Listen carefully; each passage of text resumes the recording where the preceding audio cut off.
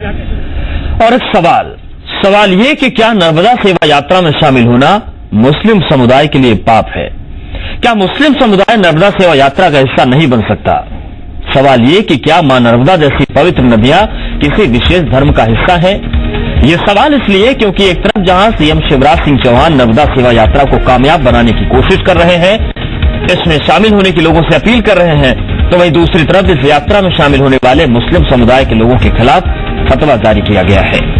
और इस जारी किया फतवा भोपाल के मुफ्ती आजम कमेटी ने दरअसल इस फतवे में 16 अप्रैल को जबलपुर में नर्मदा यात्रा में शामिल होने वाले मुस्लिम समुदाय के लोगों का बहिष्कार करने की बात कही गई है।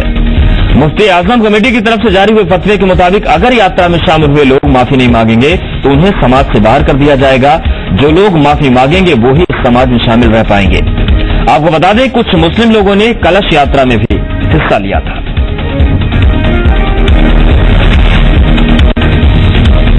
पूरे प्रदेश में नर्मदा यात्रा जिस तरीके से नर्मदा के तट पर चल रही है, उन सब के बीच मुस्लिम समुदाय के लोगों के खिलाफ फतवा जारी किया गया है। भोपाल से फतवा जारी हुआ और ये भी कहा गया है कि अगर इन लोगों ने माफी नहीं मांगी तो उन्हें समाज से बाहर कर दिया जाएगा।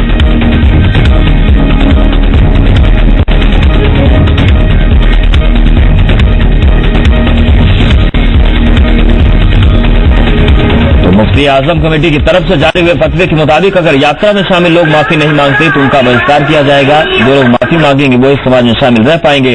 आपको बता दें कि कुछ मुस्लिम लोगों ने कलश यात्रा में हिस्सा लिया था। 2 तस्वीरें आपके सामने है। पहली तस्वीर नर्मदा सेवा यात्रा जिसमें मुस्लिम समुदाय के लोगों ने हिस्सा लिया।